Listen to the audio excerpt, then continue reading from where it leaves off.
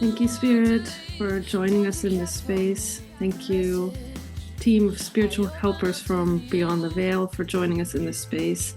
We come to you with a prayer in our hearts to be clear channels for your voice and thoughts.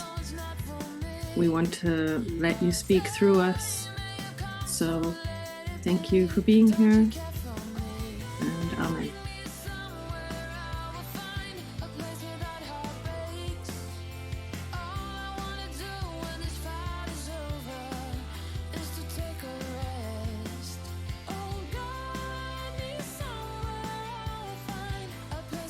Welcome to Talking Spirit. My name is Elizabeth, and I'm here with the lovely Yuta.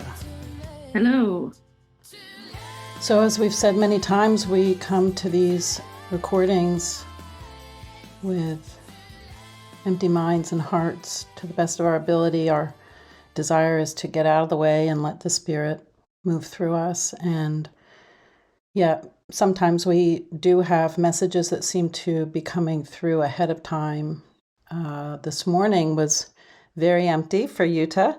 She's in a deep space place, which is a very natural place for her. But when it comes to doing a talk and, as she said before, stringing it all together, it's not quite lined up that way for her. So I invite her to stay in the quantum soup. And as she needs to come forth with a message for the Spirit, we know it will happen. So, we have lots of things that have shown up, though, this morning, right before the recording, and we have no idea. We have no idea what is really going to happen here, and don't even really have a topic. But we have had a sense of the helpers that I certainly feel that I commune with. And so maybe that's the starting place. The divine is constantly speaking to us and doing everything in its power to get our attention.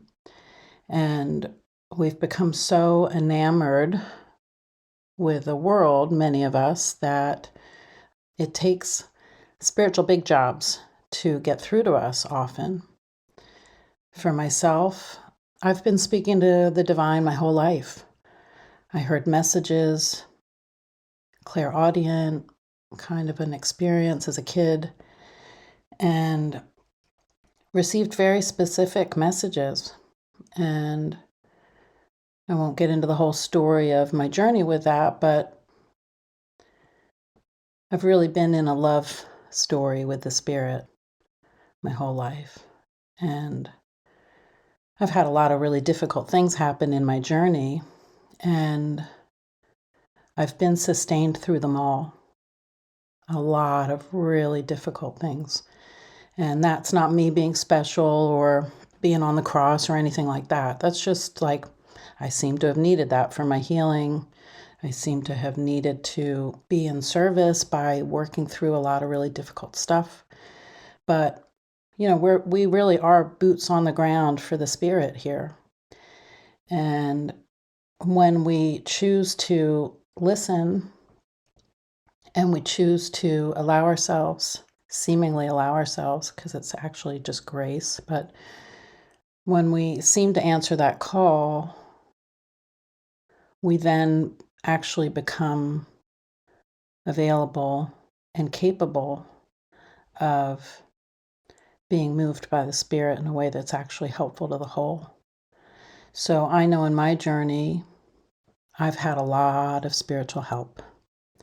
And if I were to tell stories and really lay out all the details, you would know that by grace, I've been given a lot of help. So, I was just having pop in as I'm opening this up. I had been guided at one point to sit with a gentleman who was the spiritual elder of his tribe, a West African gentleman. And he would do divinations to help people receive clarity about messages that they were getting. And one of the first times that I sat with him, he said, "Ooh, you have so much help." I said, oh my gosh, it's like he reflected for me what I had known in terms of like, I've been asking for a lot of help for a lot of years. And when you ask for the help, it shows up. So anything that has seemed to flow or work out in my life has been by grace and by the hand of the divine. And anything that has seemingly been messy, difficult, etc., I've been given the strength and the fortitude and seeming know-how to get through it. So, yeah, we talk about our spiritual journeys as if we've been doing something, and in a certain way we have, but really it's the orchestration that's been going on behind the scenes, behind the veil, as you said, Yuta. So, if you're able to speak from the big void that you're in, what do you have to say? Yeah, well, it's interesting as you're talking about growing up and feeling like there's always been help with you. For myself, what I'm seeing is I don't think I was really aware of helpers so much as this really strong feeling of feeling really safe in nature.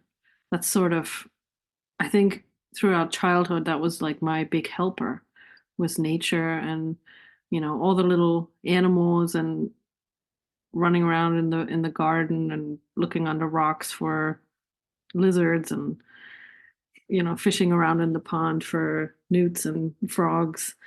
And yeah, so that was, I feel like that's, if I look back in terms of helpers, I feel like nature has been a really strong helper for me. And there is one moment where I felt like I was actually helped and prevented from doing something really stupid. I think I've told you this story before. I think I was maybe 10, 11, something like that.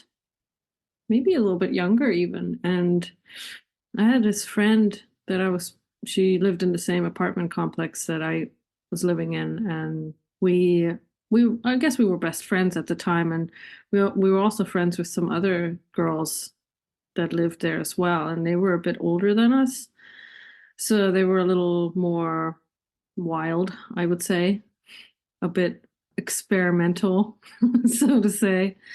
And I remember us playing one time, like behind a big sort of shopping complex. And there was kind of like, it seemed like an old, small stage almost. That's the only thing I can really describe it as. It felt like a small stage. And there was there was a wall there, like a concrete wall. And for some reason, one of the older girls had this grand idea that we would all get on this wall and between us be basically tied up together with a string and then jump off this wall together. And I got on the wall and I took my place and I was, fairly ready to do it. And then it was just like, nope, I need to not do this. Something doesn't fit here. And so I got off, and sure enough, my best friend, who ended up being in the same exact spot that I was in before, they all jump off, and she doesn't get the timing right and ends up tripping and lands forehead first on a sharp rock. And maybe that wouldn't have happened to me, but it certainly in that moment felt like something helped me not get hurt. And that was like really one first sort of main moment where I felt like, yeah, there's something working here that's trying to keep me safe and not have me do stupid stuff that would interfere with a bigger picture for my life that, I wasn't aware of back then. But who knows what could have happened that day that wasn't going to be helpful for me along the way. So yeah, that's initially what pops in. And it's funny too, because yeah, I said that I can't string anything together, and then here we go with a memory of being strung together with people and that not being helpful. So, not having my mind being able to string stuff together this morning seems like the right way to do it. Yeah, two things come to mind. One is that often I've heard people blame the divine for the things that go wrong in their world, and I certainly had plenty of times where I had that feeling of, why have you forsaken me? Feeling like I was not being helped. But just as we seem to have a way that we have to learn how to dance here, the divine seems to have to do its dance in a certain way. And yeah, we just seem to have to be given space to go through things. But that space, in large part, is the space that's required for us to make the choice about what we want to do here. What do we want to use our minds and our energy for? And so I'm just really grateful to feel the presence of the Spirit, the sense of guides, the sense of helpers that seem to be whispering, or sometimes shouting in my case, that they're here to help and that I need to ask for that help. I think that's an important thing that I did not get growing up. I seem to have a lot of reflections of people that not only didn't know how to ask for help, they were very much going to deny it. People that were invited out of their darkness, invited out of an addiction, the kind of dysfunctions in the mind and in the energy field of some of these harder seeming personality programs. They often have a very forceful, very strong, thank you, no, spirit, I'll do it myself kind of belligerence. And I picked up a certain amount of that as a child because at one point I heard what I think of as guides say, we're going to leave you for a little while because you have some things you got to go through, but we'll watch over you and we'll be back. And so when they came back after that heartbreak, I was devastated. I heard guides, I felt them around me as a kid. I talked about them to my family. I had names for them. I spoke out loud about them. And so when they went into the background, so to speak, it was utter devastation. They were very much my lifeline as a kid through a lot of darkness. And so I kind of felt like, oh, you turned your back on me, Spirit? Well, I'll turn my back on you. And it took me quite some time to warm up to the idea again that I was going to trust in that invisible force and trust in the messages that I was hearing. And so I can totally understand, and I'm grateful for the experience of feeling like, yeah, thanks, but no, Spirit, because now I can understand when people are resistant or scared. I have the experience myself of having gone through it. And yeah, I'm just really grateful that I know today that I need help. I'm perfectly seemingly capable in a lot of ways that the world would judge as meaningful, but I really need a constant relationship and communication with the Spirit and with the divine. You and I have been trained by that inner guide to be as prayerful all through the day as we possibly can be. And that has turned out to be a bedrock and a place of rest and a place of peace for me that, as I've said many times, seemed to have been hard won. So, anyway, deep space, what do you have to say? Well, it's just I'm just thinking back because growing up, I think I talked about this maybe in the very first episode, but I grew up in an atheist family. So I didn't really feel like I really had a place where I could ask for real help. I had my parents, obviously, and I asked them for homework, like I've said before, and Mhm. help with schoolwork and things like that. But other than that, I felt like I was pretty much by myself. And so when things weren't quite working or when I felt alone, my mind wouldn't really go in that direction of, oh God, where are you? Like, why are you leaving me here all alone? I didn't really have that sort of big source to blame for my issues. So it mostly went to other people or myself. And I think, in a way, it's sort of been helpful for me, once I became more conscious of like actually being on a spiritual path and there being a spirit to call on, because my mind never, when things go wrong, I never really blame the spirit. It always goes back to me. Usually now, my mind is so primed to come back to itself for when things aren't, going maybe as I expected, or when things feel difficult, or when I'm scared, there's always a movement inward. And same like with you, like just this realization that I need the spirit to join me so that I can fully see what's going on. But I feel very grateful and lucky to not have this, you know, pattern of blaming the spirit for what's going on in my life.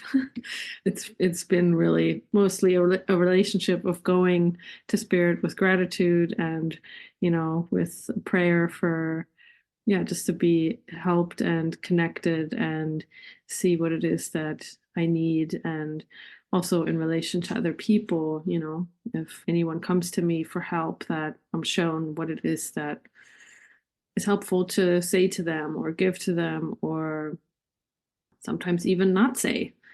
So yeah, I don't really have this feeling of blaming the spirit or God for my issues. It usually comes back right into my own mind, which, initially can seem like I'm guilt tripping myself for stuff that I'm not really to blame for.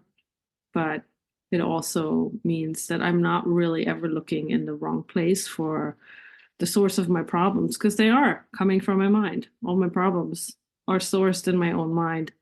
So, in a way, I feel I've been lucky in this lifetime, because from the very get-go of me really stepping on my spiritual path, it was clear where I needed to take responsibility and who was causing the problems in my life. And if I'm in my car going down the road and getting angry at people for driving like crap, or there's traffic on my way to work and I'm going to be late or something, all that upset, there's a part of me that knows that I'm upset with something in my mind. So that's sort of my experience with what you were talking about a little bit. It's always fun to hear the stories, of how people come to their own sense of the divine. And, my family lineage was lots of sort of elders within Quakerism. And in that environment, generally speaking, the idea is that the light is within everyone. And there isn't often, not always, because there can be Quaker meeting houses that have more of a sort of priest or leader, but many of the ones that I've been associated with throughout my life, there were so-called elders, and but everyone was understood to have the ability to communicate for the spirit and to carry a message for the spirit and to be a vehicle. So for me, the idea of kind of channeling in a way is very natural for me. It's just kind of in my wiring, you might say. But even though I have all this sort of seeming story of lineage in a spiritual, religious sort of element, I too didn't really have any spiritual guidance or sense of anybody really talking about, much less thinking about the divine. I mean, there were some grandparents here and there that went to church or went to a meeting or whatever, but it was very much, in a lot of respects, a blank screen.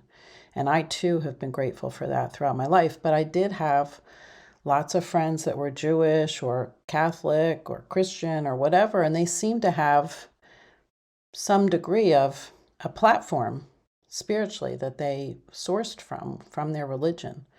And I didn't have that. And sometimes it was like, oh, what a relief, I don't have that. And then other times it was like, oh, I really wish I had a leg to stand on in my mind, about like what do I do? What's this all about? But again, for me now, I was sort of like I'm so grateful. It's really been the Spirit mostly just taking me on my own journey, and often through looking at a lot of different spiritual paths.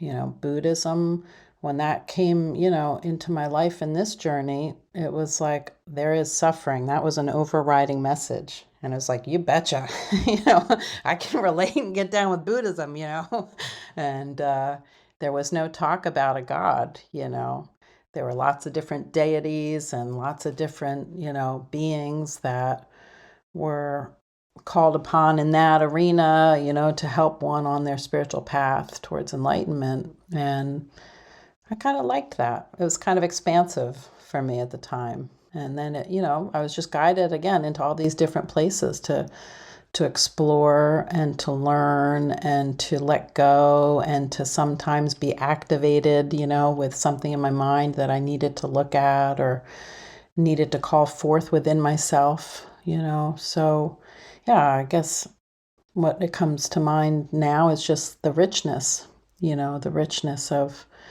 the path that I've been led on, and yeah, this incredible gratitude for it, warts and all, bumps and all, scrapes and all, it's really, it's very rich, very, very rich. So. Yeah, it's funny. A memory came back when you were talking about, not really having a big framework of religion or something to kind of call back to.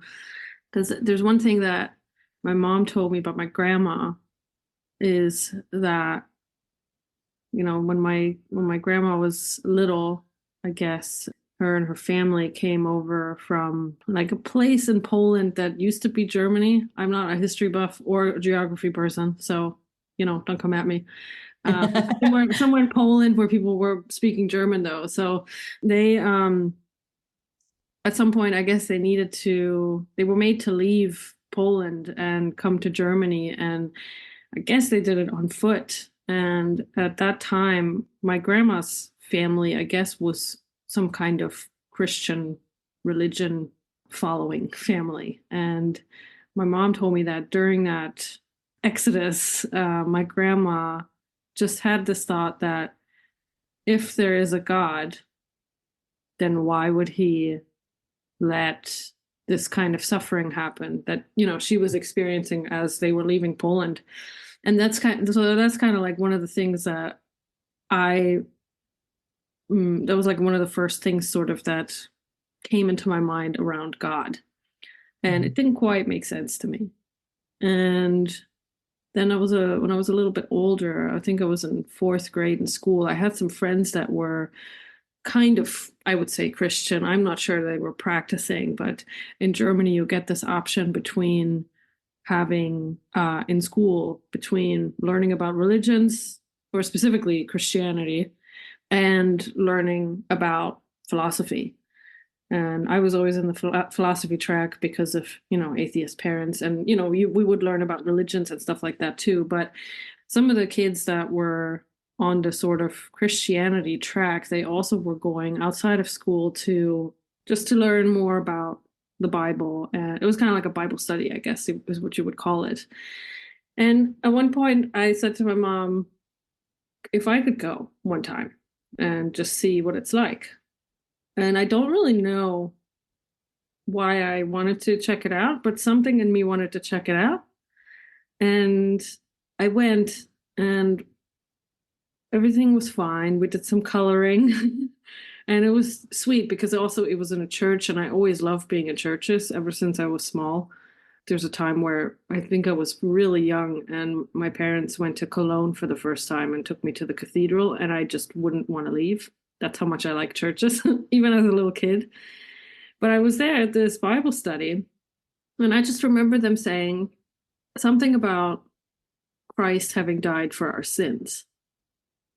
And in me, that just made absolutely no sense. I couldn't relate to it. It made no sense. It felt incorrect. But that was kind of it. I didn't go back.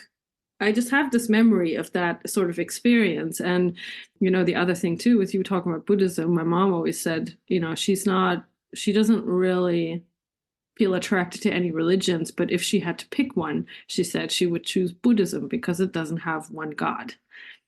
And so for me, these kind of things were sort of like, they were like pieces in my mind that just were there, ready to be called upon, I guess, whenever was the right time. And, when I moved out and moved to the United States, one of the first things I got into was Buddhism as well. And I actually, I couldn't relate to the idea of suffering. I couldn't relate to it. It made no sense to me because it wasn't the word suffering. I didn't feel like I was suffering, right? I saw other people suffering. Like I thought suffering was, people starving and people being in war and stuff like that. I didn't understand that suffering was something as small as being upset by a mosquito in my room, So I didn't initially relate to Buddhism, but it was sort of my inroads to this concept of the divine. Yeah, and then, look what path came upon me. A Course in Miracles, which is the whole retranslation of the story of Jesus on the cross dying for our sins. And when I read that Jesus didn't die for our sins, it actually makes no sense. The whole story that I was being told in that one Bible study group I went to when I was in 4th grade. It was like, I don't know, it's like these little pieces that come together. And, I started to see that, like you said, like from early childhood on, there was something there that was helping me along and guiding certain things. And, even my whole move to the United States, like, feel like all of it was like, even though I wasn't aware of it, I was following some plan for myself that needed to happen the way it did so I could be here now. And so it does feel like, even though I wasn't aware, there were all these helpers along the way. Oh yeah, maybe you do go to that Bible study and learn about what doesn't make sense to you, and learn that you intuitively know what's right and what isn't. Even as a little kid, understanding that teaching doesn't make sense. That Jesus died for our sins on the cross. And that's the whole teaching of the crucifixion. It's all about his death. Like the teaching, yeah, like I think that's what really didn't speak to me, that it was like this worshiping of the death piece of the whole story. And then when I got into A Course in Miracles, it was so nice to see the emphasis on actually the resurrection, and that the teaching was that you're not a body. The crucifixion wasn't the teaching here. It was that I rose again because I'm not limited to this little form, and I'm something much grander than what your little eyes can perceive. And so, yeah, I have these moments so often where it's like, wow, looking back at my whole life, which it hasn't even been that long. I'm only 37 or 36. I don't even remember. I don't remember half the time. But, like I can look back and see like, wow, yeah, this has all been a really, really beautiful orchestration so that I could do what I'm doing now and continue expanding and always more deeply stepping into this function that the spirit has for me on this whole big plan for awakening. Yeah. And like you, there's just gratitude really, and kind of amazement, for how it all works.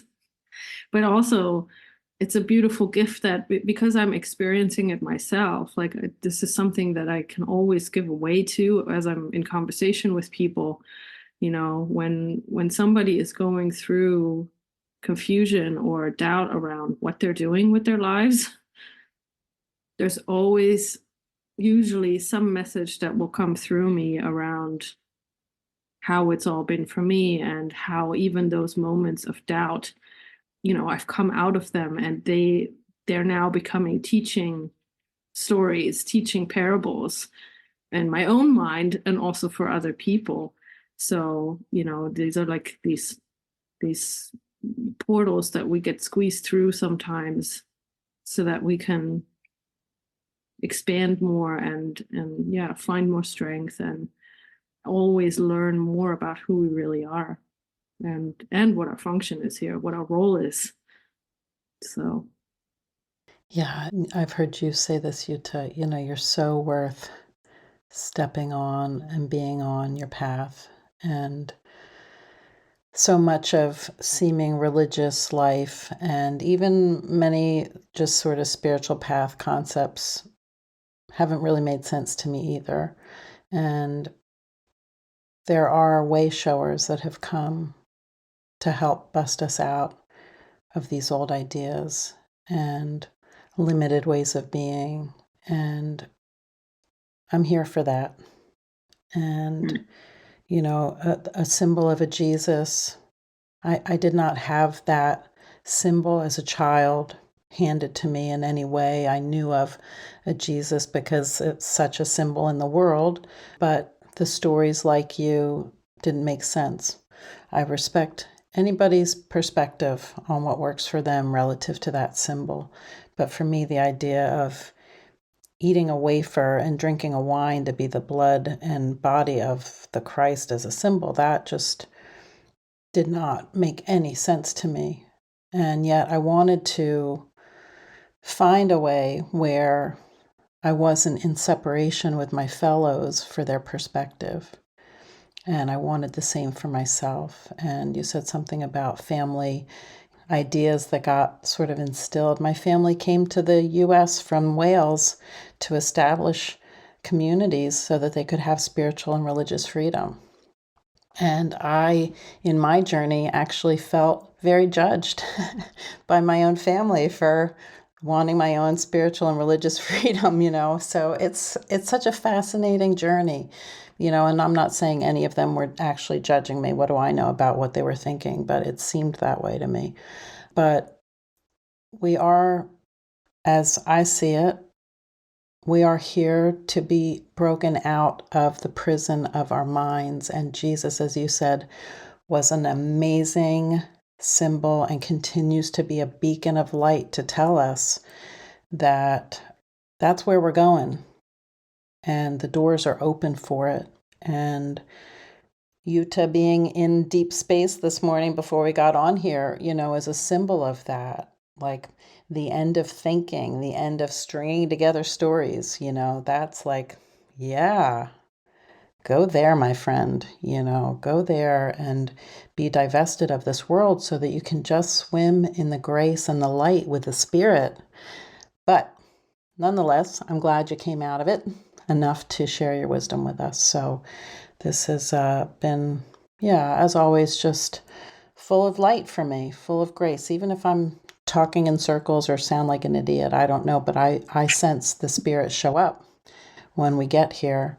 And I feel my mind expand and my heart expand and things become clearer, and so it's just been delightful as always. Is there anything else you want to say, Yuta, closing up? no, I'm just sitting in this gratitude. I sort of feel like I have Christmas in my heart, which sounds a little Yeah. cheesy, but that's kind of the way I'm feeling today. Too. So I feel grateful, and I'm not sure what we talked about, but Yeah. I enjoyed it anyway. Yeah, me too. Me too. Yeah. So, to all who have bounced in, even if it was just for a second, we're grateful to have felt you come along, and many blessings for your journey, and We're sending much love.